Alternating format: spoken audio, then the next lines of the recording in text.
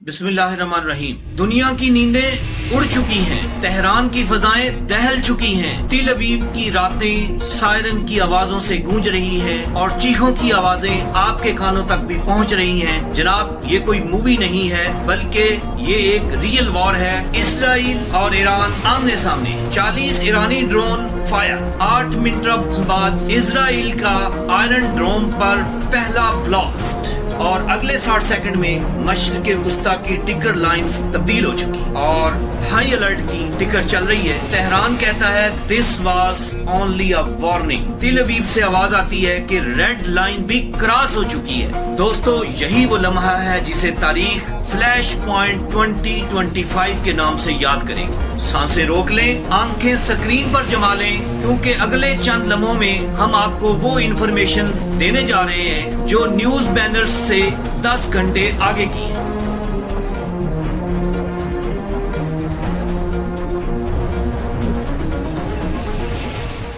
अस्सलाम वालेकुम dear audience, respected नाज़रीन और सामीन, हम कहाँ खड़े हैं? इस वीडियो में हम देखेंगे वो 7 खुफिया हकायक जो इस वक्त इजराइल ईरान वार के आपके सामने अब तक नहीं आए। जनाब, सांसें रोक लीजिए और नजरें स्क्रीन पे जमाइए और जानने की कोशिश कीजिए कि ईरान इस वक्त इजराइल के खिलाफ कौन सी स्ट्रेटेजी इस्तेमाल कर रहा है। हम अपनी एक पहले वाली वीडियो में भी बता चुके हैं और आने वाले टाइम में भी अभी बताएंगे कि अब वार टेक्नोलॉजी की वार है। ये वार साइबर वार में चेंज हो चुकी है। और अब से थोड़ी देर पहले आपने सुना होगा न्यूज चैनल्स पर कि मिस्टर सिवल नामी एंड ईरानियन पर्सन, मिस्टर सिवल ने क्या किया है, उसने इजराइल के पूरे सिस्टम को हाईजैक कर लिया है। वो ईरान के साथ मिलकर एक ऐसी साइबर वार कर रहा है कि जिसने दुनिया को परेशान करके रख दिया है। और इस वक्त मगरब की इंटेलिजेंस एजेंसीज ने उस बंदे के सर की कीमत $10 मिलियन रख दी है। कोई वजह तो है, आगे जाके हम इस बात को एक्सप्लेन करेंगे। ईरान तने तनहा ये जंग लड़ रहा है और तंग आमद बजंग आमद में क्या होता है ये हम आपको आगे जाकर बताएंगे कि कब कोई भी शख्स तंग आता है तो वो एटमी वॉर से भी अटैक कर सकता है। ईरान की तरफ से ऑपरेशन वादाए सादक सोम तो जारी और सारी है, लेकिन इसके साथ साथ अब खैबर मिसाइल की गूंज भी इसराइल के अपने पेंटागन, जिसको समझा जाता है, उसके इर्द गिर्द सुनाई देने लगी। अगर सूरत हाल और ज्यादा बिगड़ती है तो मेरा एक सवाल है आपसे कि एक ऐसा मुल्क किस तरफ जा सकता है कि जो इस वक्त कहा जाता है कि 55 इस्लामी रियासतों का अकलौता भाई लड़ रहा है और पिछले 25 सालों से जिसकी सप्लाई लाइन काटी हुई है, कितनी देर तक वो इजराइल के सामने मुजाहमत कर सकता है, जबकि उसके सामने गजा की सूरत हाल भी मौजूद है। और वो इस बात को भी बखूबी जानता है कि first of all you kill him, otherwise he will kill you. साथ साथ हम आपको ये भी बताएंगे कि इस वक्त स्ट्रेटेजी क्या चल रही है। इजराइल ने जो बड़ी कामयाबियां हासिल की हैं, उसकी बुनियाद दरअसल मोसाद के वो इंटेलिजेंट के लोग हैं जो इंडियन लोगों को जो वहाँ पे मुकामी तौर पर रहते हैं अपने साथ मिलाकर ईरान की पूरी अस्करी क़यादत को, जिसमें 6 से लेकर 9 तक जर्नैल शामिल थे, उनको शहीद कर दिया। और इतनी तादाद में ही साइंसदान जो है, जोहरी साइंसदान, वो भी शहादत के आला रुतबे पर फायज हो गए। यहाँ तक कि जहाँ पर रिटायर्ड साइंटिस्ट सोए हुए थे अपने बच्चों के साथ, उन जगहों का भी पता था। ये इंटेलिजेंस फेलियर कैसे हो गया? वजह सिर्फ ये है कि ईरान की एक आंख तो खुली है, वो इजराइल को अपना दुश्मन समझता है, लेकिन ईरान की दूसरी आंख ताहनूस बंद है, जो कि भारत के साथ भारत को अपना दोस्त समझता है। हालांकि इस्लामी तालीमात की रूह से अल कुफ्र मिल्लतुन वाहिदा, पूरे का पूरा कुफर एक ही मिल्लत है। एक तरफ यहूद है, उनको आप अपना दुश्मन समझे, और दूसरी तरफ हनूद है, उनको आप अपना दोस्त समझे। How it is possible? नतीजा आपके सामने है। यकीनन ये ईरान के लिए बहुत बड़ी अलार्मिंग सिचुएशन है। और इस्माइल हनिया की शहादत, उससे पहले इब्राहिम रईसी की शहादत, उस वक्त ही समझ जाना चाहिए था कि हमारे अंदर कुछ इस तरह के लोग मौजूद हैं। जिस तरह के पिछले सदर अहमदी नैयाद ने एक अमेरिकन को इंटरव्यू देते हुए कहा था कि हमने अपने अंदर से दुश्मन के जासूस पकड़ने के लिए एक बहुत बड़ा प्रोजेक्ट लॉन्च किया, तो बाद में पता चला कि उसका जो हेड है वो भी मोसाद का और इसराइल का एजेंट था। सामीन और नाज़रीन, अब हम बढ़ रहे हैं इस प्रोग्राम के उस सेगमेंट की तरफ जो यकीनन आपकी आंखें खोल देने वाला है। क्या ईरान एटमी हमले की तरफ जा सकता है और पूरी दुनिया और पूरा खित्ता अर्ज खतरे में मुब्तला हो सकता है? पर इस बात को अंडरस्टैंड करना है तो हमारे साथ अटैच रहिए और वीडियो को एंड तक देखिए। ईरान एक तन्हा मुल्क है, वो इस वक्त एक ऐसे दुश्मन से नबुर्द आजमा है जो जमीन, फजा और साइबर स्पेस में इस पर हमला आवर है। और एक सवाल, क्या ईरान इसराइल पर ایٹمی حملہ کرنے جا رہا ہے. اگر آپ ہمارا یہ انالیسس سمجھیں گے تو انشاءاللہ تعالیٰ بات کو انڈرسٹینڈ کرنا بڑا ہی آسان ہو جائے گا. صورتحال یہ ہے کہ ایران کے بہت سارے جرنیل اس وقت جام شہادت نوش کر چکے ہیں. جوہری سائنسدان جو ہے وہ بھی ان کی کثیر تعداد بھی اس وقت جو ہے وہ جام شہادت نوش کر چکی ہے. اور تیزی سے میزائلوں کا ذخیرہ ختم ہو رہا ہے اور دشمن ہر روز گرج رہا ہے. ایران کے پاس اب کتنے آپشن بچے ہیں. ساتھ میں یہ بتاتا جاؤں ایک ایسا ملک جس کو پچھلے 25 سال سے امریکہ نے اقتصادی پابندیوں کا نشانہ بنایا ہو, اس کی سپلائی لائن کاٹ کے رکھ دی گئی ہو, دنیا کو کہا گیا ہو کہ اس کے ساتھ بالکل کسی قسم کا بزنس نہ کریں, یہاں تک کہ پاکستان کے اوپر بھی دباؤ ڈالا گیا ہو کہ اس کے ساتھ گیس کا کسی قسم کا کوئی معاہدہ نہ کریں, تو وہ پھر تنگ آمد بجنگ آمد والی سچویشن میں آ جائے. اگر آپ کو لگتا ہے کہ میں آپ سے مذاق کر رہا ہوں اور کہ ایران کبھی بھی ایٹمی ہتھیار استعمال نہیں کرے گا, تو ذرا میری ایک چھوٹی سی جو گزارش ہے, ایک چھوٹا سا سوال ہے, اس کا جواب دیجیے.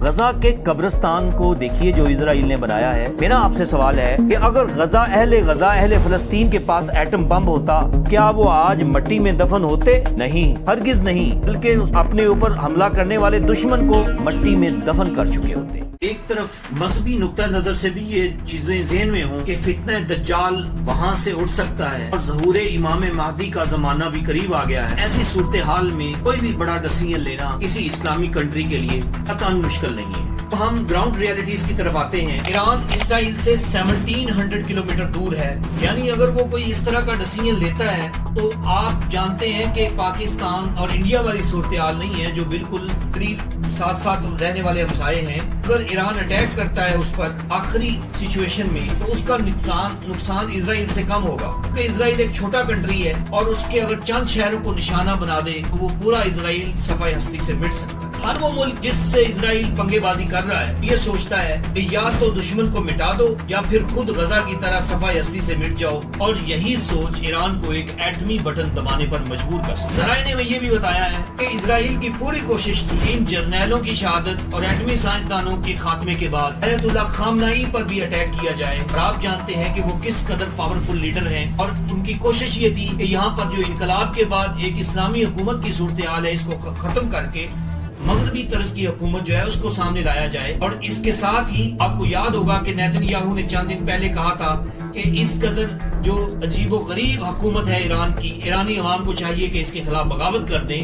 اور یہ بات بھی شدید غصہ دلاتی ہے محترم خامنئی اور اس کے باقی دوستوں کو کہ یہ اسرائیل کیسی شیطنیت بکھیر رہا ہے اور ایران کی عوام کو حکومت کے خلاف اکسا رہا ہے. میں آپ کو پہلے بھی بتا چکا ہوں کہ اگر ایران نے ایٹمی حملہ کر دیا تو صرف اسرائیل نہیں, ارد گرد کے تمام ممالک بھی اس کی لپیٹ میں آئیں گے, اور یہ صرف ایک جنگ نہیں ہوگی بلکہ یہ تھرڈ ورلڈ وار ثابت ہو سکتی ہے. اور یہ جو ارد گرد تماشائی کنٹریز ہیں اور وہ ممالک جو اسرائیل کی ہیلپ کر رہے ہیں اور اسرائیل کو ایران پر اٹیک کرنے کے لیے رستے فراہم کر رہے ہیں, جو جیسے نیتن یاہو نے کہا ہے کہ اسرائیل سے لے کے ایران تک کا رستہ ٹوٹلی کلیئر ہو چکا ہے, ان کو بھی اس حوالے سے خبردار رہنا ہوگا کہ تنگ آمد بجنگ آمد والی صورتحال پیدا نہ ہو جائے. اور ایران کو تنہا کرنے والے ممالک کو بھی یہ سوچنا ہوگا عالمی امن جو ہے اب ان کے ہاتھوں میں. جو صورتحال ہے وہ آپ کے سامنے ہے. ایران کے لیے جتنے رستے ہیں وہ بند کرتے جا رہے ہیں. امریکہ نے ابھی ریسنٹلی جیسا کہ سعودی عربیہ کو وارن کیا ہے کہ جس طرح وہ کال کر رہا ہے اسلامک کنٹریز کو وہ اس حوالے سے اکٹھے ہوں, اور یہ کہا ہے کہ کوئی بھی اس کے پاس نہ جائے, اور اسی طرح UN کو بھی وارن کیا ہے. تو یہ وہ سارے رستے ہیں جو ایران کی بھلائی کے ہو سکتے تھے اور وہ امریکہ بند کرنے کی کوشش کر رہا ہے. دس از ویری ڈینجرس. میں آپ کو یہ بتا دوں کہ جب ایسی صورتحال ہوتی ہے تو باقی دنیا کے اوپر بھی بہت بڑی ذمہ داری ہوتی ہے کہ کہیں ایسا نہ ہو کہ لوگ ہاتھ ملتے رہ جائیں اور یہ ورلڈ وار تھرڈ پوری دنیا کو ختم کر دیا. دنیا کو چاہیے کہ بات چیت کے دروازے کھلے رکھے, ورنہ کہیں ایسا نہ ہو کہ ٹائم کا دروازہ سب کے لیے بند ہو جائے. اور اب ہم آتے ہیں اس بات کی طرف اپنی ویڈیو کے اینڈ پر کہ جب میزائلوں کی گرج بند ہو جائے گی اور سرخیوں کے شور میں ہیڈ لائنز کے اندر صرف سچ کی آواز باقی رہ جائے گی. ایک سوال تاریخ آپ سے ہمیشہ پوچھے گی کہ کیا جب یہ آگ جل رہی تھی تو آپ نے آگ پر تیل ڈالا یا پھر آپ نے پانی لے کر اس آگ کو بجھانے کی کوشش کی. یاد رکھیں کہ قومیں اس وقت زوال پاتی ہیں جب خوف ان کی سمت طے کرتا ہے, اور اس وقت ابھرتی ہیں جب شعور ان کا دلاسا نہیں بلکہ شعور ان کا ہتھیار بن جاتا ہے. لہذا اس ویڈیو کو وقت کا الٹیمیٹم سمجھیے. اب فیصلہ آپ کے ہاتھ میں ہے. آپ کا کمنٹ, آپ کا شیئر اور آپ کی آواز اسی میں حقیقت چھپی ہے. कल जब आइंदा नस्लें YouTube के आर्काइव में इस फुटेज को देखें तो वो कह उठे कि ये वो वक्त था जब पाकिस्तान ने खौफ को शिकस्त दी और दानिश को लोगों तक तरसील किया। हम ये चाहते हैं कि पूरी उम्मत मुस्लिमा मुत्तहिद हो जाए, वरना एक एक करके उनसे अगर मार खाते रहे तो फिर यही होगा कि एंड पे कोई नहीं बचेगा, क्योंकि इस वक्त उस खित्ते की सबसे बड़ी रुकावट ईरान सीसा पिलाई हुई दीवार बन के इसराइल के सामने खड़ा हो गया है। और बाकी सारी मिल्लत इस्लामिया के लिए ये पैगाम है कि अलामा के इस शेर को ज़हन में रखें। एक हूँ मुस्लिम हरम की पासबानी के लिए, नील के साहल से लेकर ताबखा के काशगर। ये फलसफा कब समझेंगे? अगर अब नहीं समझेंगे तो कब समझेंगे? और अलामा ने इसी ईरान के लिए फरमाया था, तेहरान हो अगर आलमे मशरक का जनेवा, तेहरान हो अगर आलमे मशरक का जनेवा, शायद कुर्रा अर्ज की तकदीर बदल जाए। नाज़रीन सामीन, फैसला आपके हाथों में है। वीडियो को लाइक और शेयर करते हुए ये जरूर कमेंट कीजिए कि आगे क्या होने वाला है, क्या ये वर्ल्ड वार 3 की तरफ तो नहीं बढ़ रही। और उसके साथ साथ आप सब के ऊपर बतौर इंसान बिलअमूम और बतौर मुसलमान बिलखसूस ये जिम्मेदारी आयद होती है कि इकबाल के इस पैगाम को हर एक तक पहुंचा दें कि एक हूँ मुस्लिम हरम की पासबानी के लिए, नील के साहिल से लेकर ताबखा के काश।